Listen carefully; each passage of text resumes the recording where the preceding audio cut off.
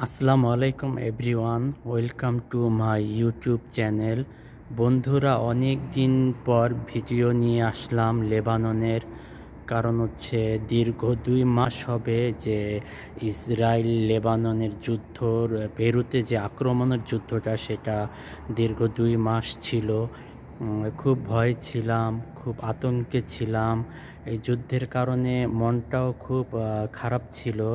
এর জন্যে বাসা থেকে বের হতে পারি নাই, বা বের হয়ে যে কোথাও যাব ভিডিও করার জন্য, বা কোনো একটা পর্যটন এরিয়াতে যাব ভিডিও করার জন্য, ভিডিও করে আপলোড দিব, আসলে সেরকম কোনো মন মানসিকতাই ছিল না। তো অনেক দিন ধরে লেবাননের কোনো ভিডিও দেই না, তো ভাবলাম আজকে একটা ভিডিও বানাই ও আপনাদের সাথে শেয়ার করি। যেহেতু আজকে 2 দিন ধরে কিন্তু কিছুটা থামছে লেবাননের, যে বেরুতে যে ওরা যে বোমগুলি মারতো সেগুলি। আজ সারাদিন বৃষ্টি ছিল, তো বৃষ্টির পরে ঝকঝকে একটা বিকেল। আমরা ওই যে দেখতে পারতেছি, ওটা হচ্ছে ভূমন্ত সাগর, আরব সাগর যেটাকে বলে। খুবই পরিষ্কার। আর কিছু কিছু স্থানে এখনো কিন্তু ধোঁয়া দেখা যাচ্ছে। আমি যেহেতু বেইরুত থেকে 750 কিলোমিটার উপরে থাকি, এই পাহাড়ে থাকি আমি।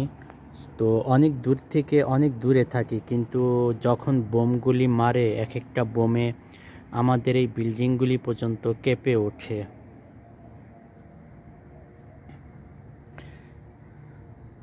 তো এই হচ্ছে অবস্থা। আসলে এক কথায় কি, লেবাননটা কিন্তু অনেক সুন্দর, মনোমুগ্ধকর একটা দেশ। খুবই সুন্দর। এরকম একটা দেশে যে এরকম আতঙ্কের মাঝে পড়ব। আপনি সংবাদ মাধ্যমে অবশ্যই দেখতেছেন যে লেবাননের ভয়াবহ অবস্থা। এক কথায় থমকে গেছিলাম লেবাননের এই পরিস্থিতিতে। কোনোভাবেই ভিডিও করার মন মানসিকতা ছিল না এই 2টা মাস ধরে। এই 2 মাসে লেবাননের অনেক ক্ষয়ক্ষতি হয়ে গেছে, গোলাবারুদ হয়েছে। এক এক দিন রাত 10 থেকে 12টা শুধু বিমান দিয়েই এরা আক্রমণ করত।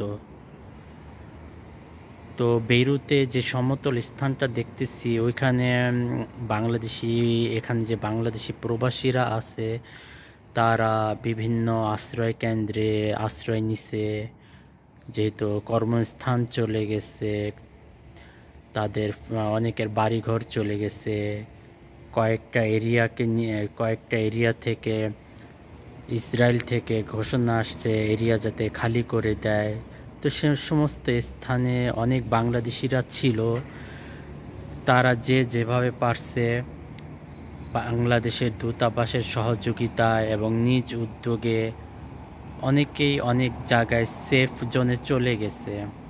কিন্তু আমি যেই এরিয়াতে থাকি, এখানে কোনো গোলা বারুদ হয় নাই, তবু মনটা খারাপ থাকতো সব সময়।